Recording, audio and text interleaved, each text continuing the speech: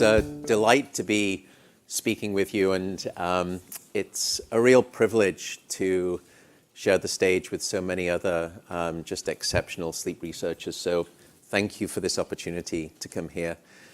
Today I'm going to speak about sleep in the human brain and one particular area of our research program, which is the relationship between sleep, aging, and Alzheimer's disease. Because over the last really 7 or 8 years, there's been an explosion of science from numerous labs around the world suggesting a very intimate association between sleep disruption and Alzheimer's disease pathology. And within this sort of topic sphere, I just want to touch on 4 things today.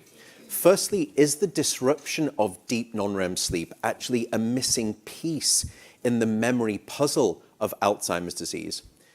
Second, is the disruption of non-REM sleep actually a biomarker of how much beta amyloid that you have in your brain at this moment?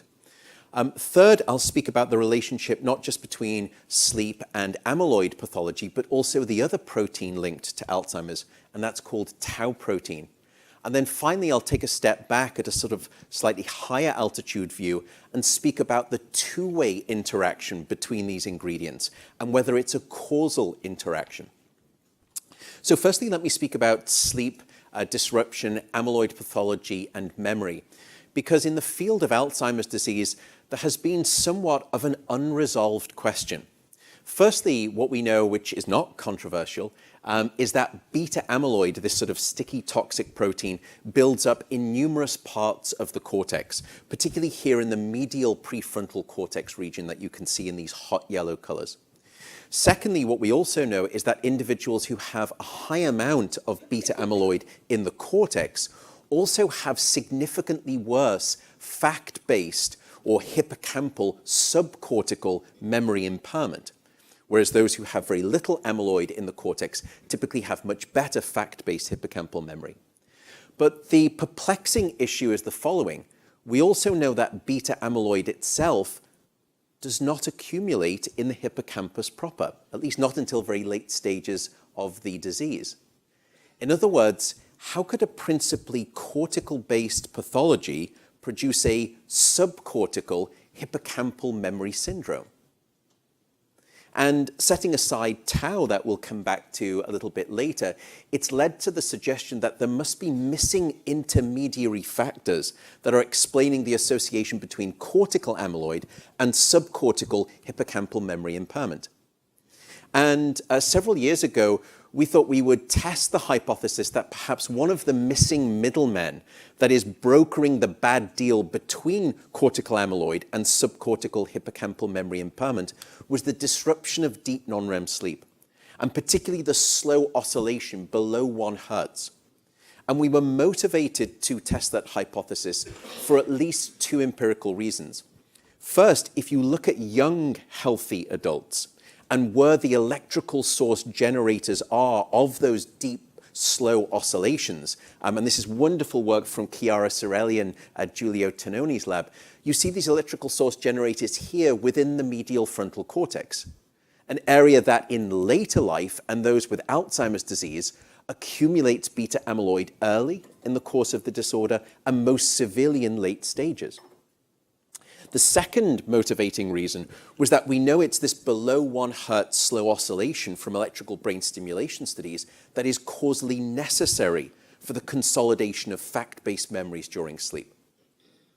And so what this led to was essentially a stepping stone chain hypothesis that amyloid within the frontal cortex would be associated with an impairment in slow oscillatory activity, which in turn would then lead to the failure of overnight memory consolidation, therefore resulting in next day forgetting rather than remembering.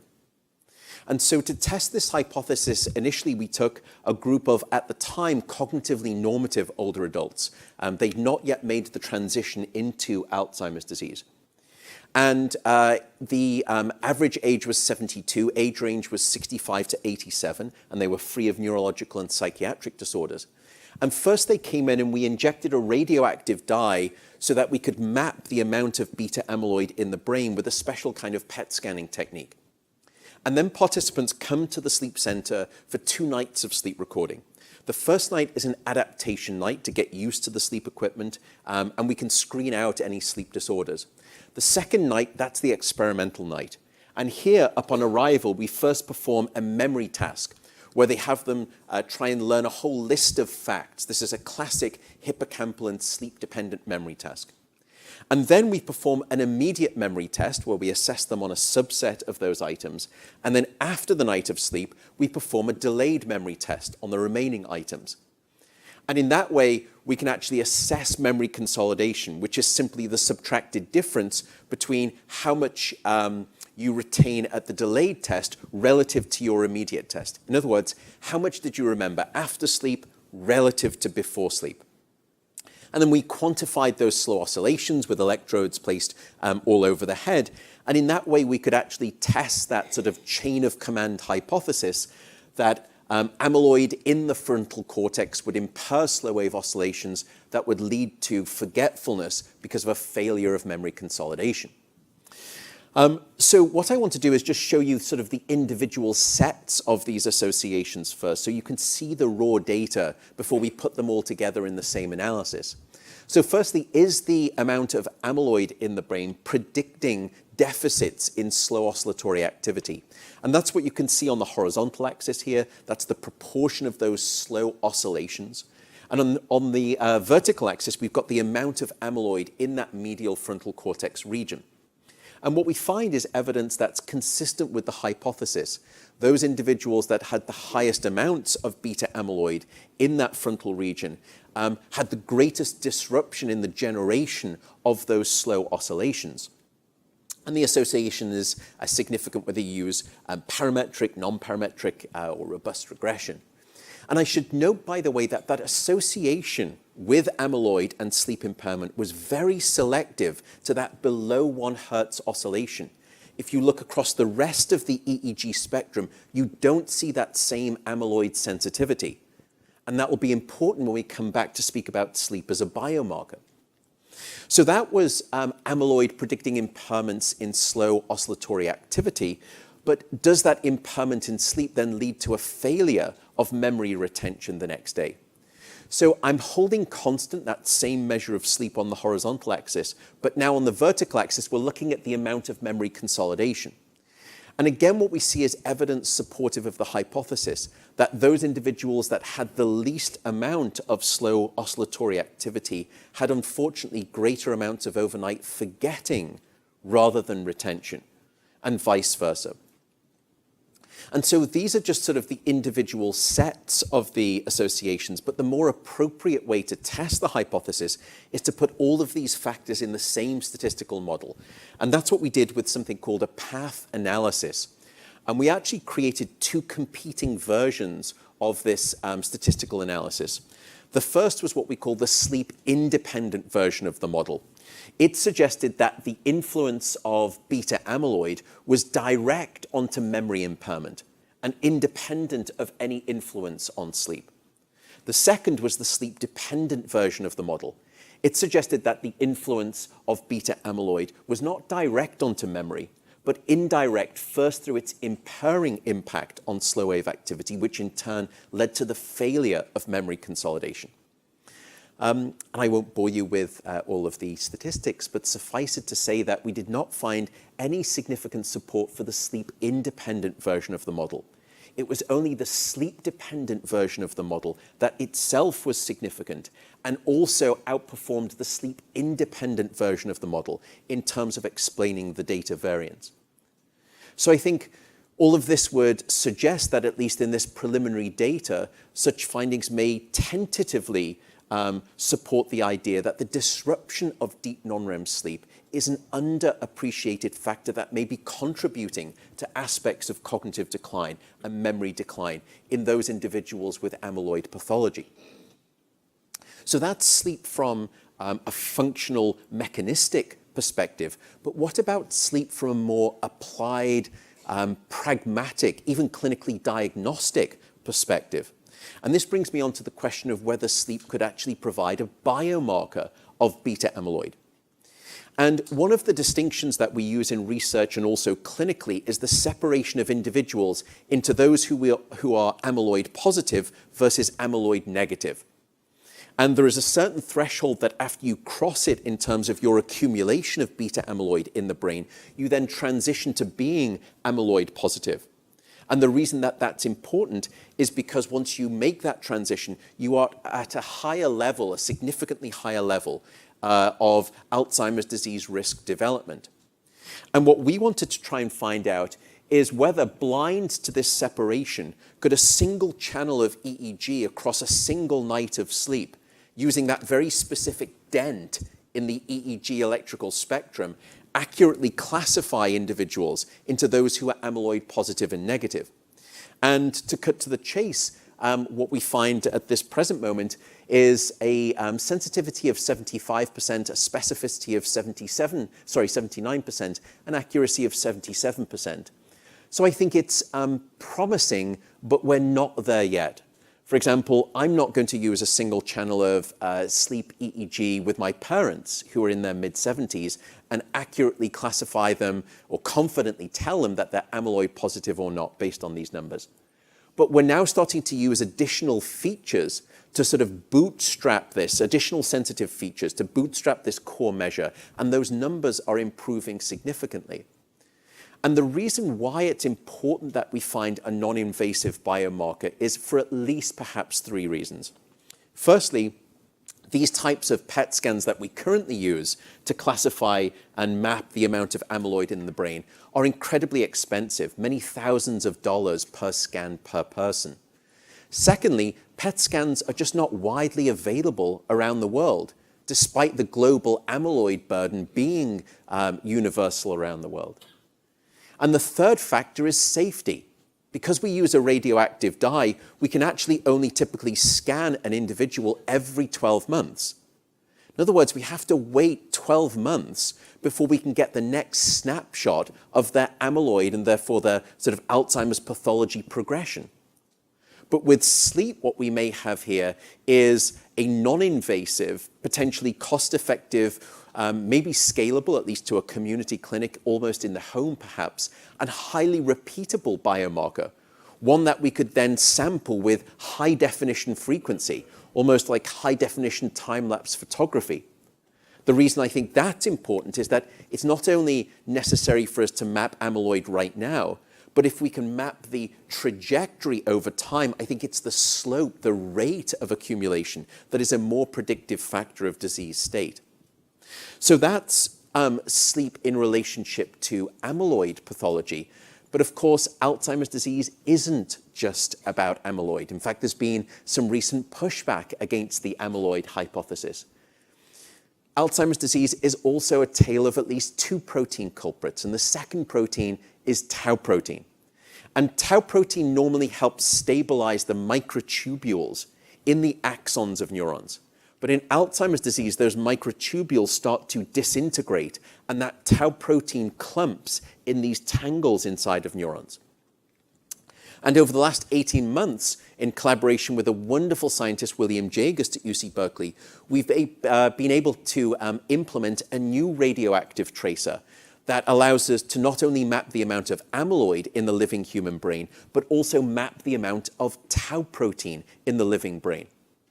And so we subsequently took a new cohort of older adults, and they had both an amyloid scan and a tau protein scan. And then we quantified their sleep to see if there are unique features that are differentially and dissociably tracking those 2 pathological protein culprits. Firstly, what we find is a replication of the previous work that this impairment in slow wave activity seems to accurately predict the amount of beta amyloid burden there is in the brain. And here this is global now in the brain. But when you look at that same measure of impaired slow wave activity in relationship to tau, there was no significant association. Instead, tau protein was actually being tracked by impairments in sleep spindle activity, and specifically the phase of the sleep spindle in relationship to the slow oscillation, what we call the phase amplitude coupling. the greater the disruption in that phase amplitude coupling, the greater the amount of tau protein within the medial temporal lobe. But when we looked at that same measure of spindle activity in relationship to amyloid, there was no significant association. So in other words, within the electrical static of sleep at night, what we may be seeing here is a double dissociation. That within a single channel of EEG, we may actually have two unique independent electrical biomarkers of the two unique pathological protein culprits underlying Alzheimer's disease pathology. So that's sleep in one direction. And I could argue that, in fact, it's the least important direction of the interaction that I've been showing you so far, which is the work that we've been doing. Perhaps arguably the much more important side of this equation is the work that other people have been doing. Because I've been telling you about the impact of Alzheimer's pathology on disrupted sleep and the consequential sequelae of that.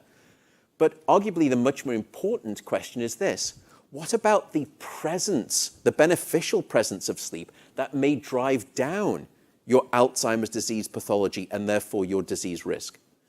And I think you could suggest that this story really began with the remarkable publication that I'm sure many of you are familiar with from Macon Nedergaard's group at Rochester in Science now some years ago. And what she discovered in the mouse brain was a sewage system, a cleansing system within the brain called the glymphatic system. And what was remarkable, firstly, was that this sewage system in the brain, using cerebrospinal fluid that sort of cleanses the brain, specifically kicks into high gear, not while the mice were awake, but specifically while the mice were actually asleep and in non-REM sleep. And there, as they injected these radioactive dyes, you could see this log order magnitude of greater flow pulsing through the brain during sleep. Sort of a good night sleep clean mentality, as it were. And what was interesting is that one of the sort of metabolic pieces of detritus that cleansing system was able to wash away was actually beta amyloid, hence the relevance to Alzheimer's disease. And then just 2 months ago, Laura Lewis published a fantastic paper also in Science that we believe may be the human homologue of this cleansing glymphatic system. And using a very clever MRI technique, having human participants sleep inside of the MRI scanner with electrodes, she was actually able to find this coupled relationship between the slow oscillations and a very slow pulsing of the cerebrospinal fluid pulsing through the cortex. And what these studies arguably would suggest then is quite a bold causal manipulation suggestion, which is that if you were to take a healthy human being and deprive them of sleep for a night, or selectively deprive them of deep non-REM sleep for a night, the next day you would see a causal increase in the amount of beta amyloid. And in fact, that's exactly what studies have now started to show. I think the first of these was a seminal landmark study by Dr. Ju, who we'll hear from later on. It was such an elegant study. And she selectively deprived human adults of deep sleep using these auditory tones. And then the next day, I don't know how much they paid them, but they did a spinal cord puncture, and then they drew out some of the cerebrospinal fluid as a proxy of perhaps what was happening inside of the brain. And the next day, after that selective deep sleep deprivation, there was an increase in the amount of beta amyloid circulating in the CSF fluid. And the greater the degree of deep sleep disruption, the greater the amount of increase in beta amyloid. And then Nora Volkow's group 2 years ago published the central brain phenomenon of this experiment. They sleep-deprived individuals for a single night, and then using a Flora PET tracer, they were able to map beta amyloid. And what they found is that after one single night of lost sleep, there was a significant accumulation in the brain of beta amyloid relative to a sleep-rested night. So I think all of these findings would indicate perhaps an intimate association between Alzheimer's disease pathology and sleep disruption and impairment. We've seen that that relationship may hold relevance to explaining aspects of memory impairment and cognitive decline. Sleep may even provide a unique and dissociable biomarker of the different ingredients of Alzheimer's disease pathology. And then those final studies, I think, would lead to perhaps the suggestion, could sleep be a viable treatment in Alzheimer's disease? In truth, if I'm just personally honest, I'm not very bullish about that idea, certainly not in late stages of Alzheimer's disease pathology. I think at that point, the pathology is too severe. It's too heroic an ask of sleep. Instead, perhaps one way that we may want to think about sleep in this context is not late-stage treatment, but midlife prevention.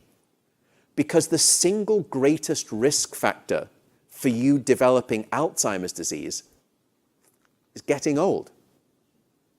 And we know that it's in midlife when we start to see that pernicious decline in deep non-REM sleep. Through a variety of methods, what if we could actually start to stem that sort of blood flow of decline of deep sleep from the wound of aging? Could we actually then, as a consequence, bend the arrow of Alzheimer's disease pathology down on itself and de-risk society of some aspect of Alzheimer's disease? I think that may be a more tenable hypothesis that we could entertain. And with that, I will simply thank all of my lab members. I don't do any hard work. I just drink tea and I write emails. They do all of the hard work, and then I come to talks like this and I pretend their data is mine. It's not at all, and I'm immensely grateful. I just want to highlight two researchers whose work I discussed. That's the wonderful Bryce Mander, who's now at UCI, and a spectacular graduate student in the lab. That's Joe Weiner. Thank you very much.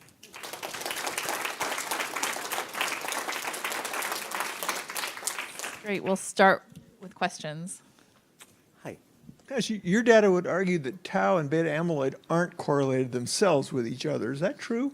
It depends on at what stage during the disease process, but there is certainly some association, but really it depends on where you're at in the progression and where you're speaking about within the brain.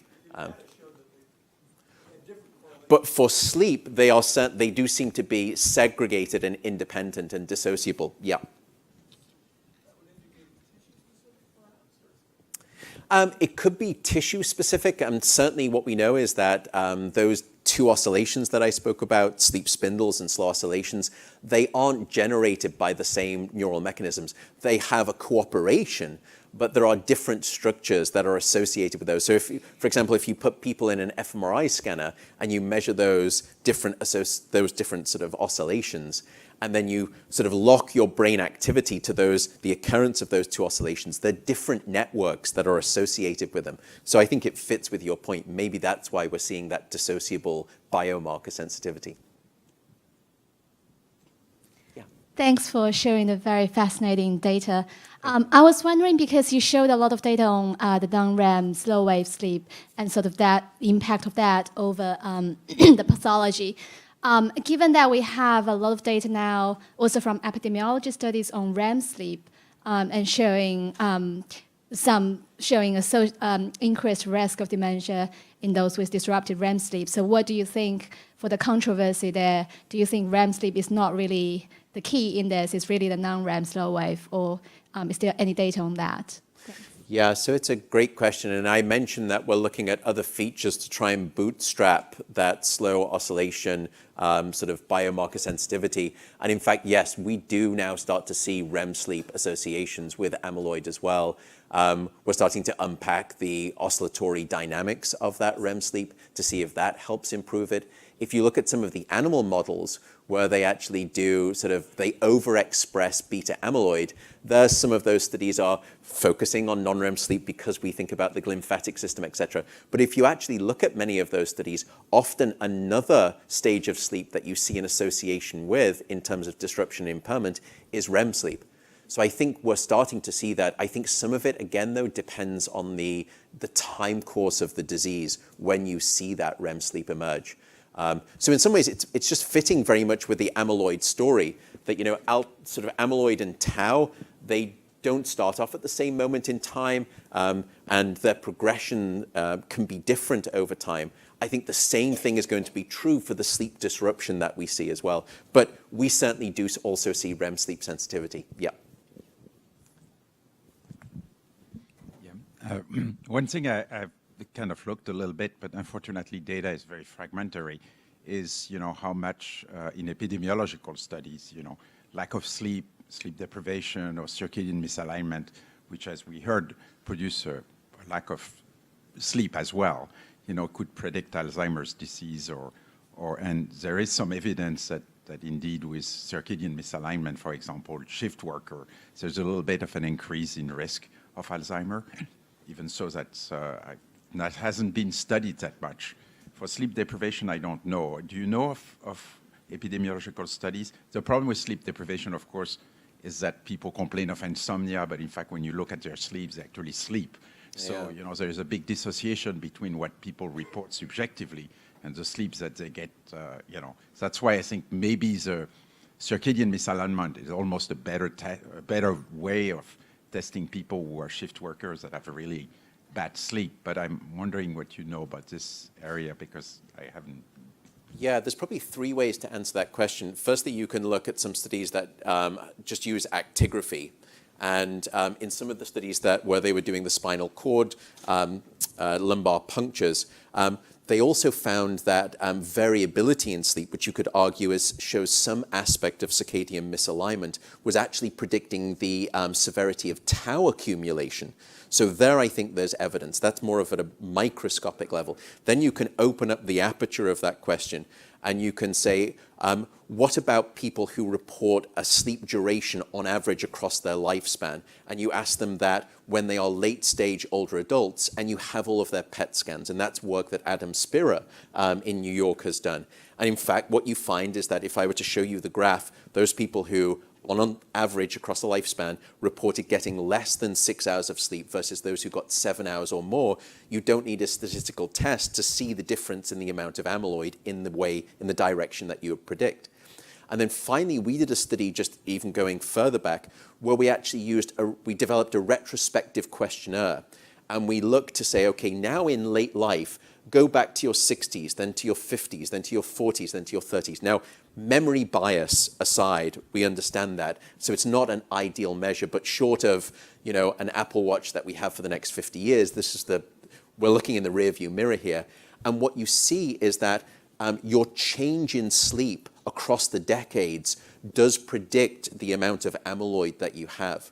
So I've sort of tried to drill down there into several aspects. One of them has a circadian aspect. The other just speaks more about sleep duration, retrospective across the lifespan, and change across the lifespan.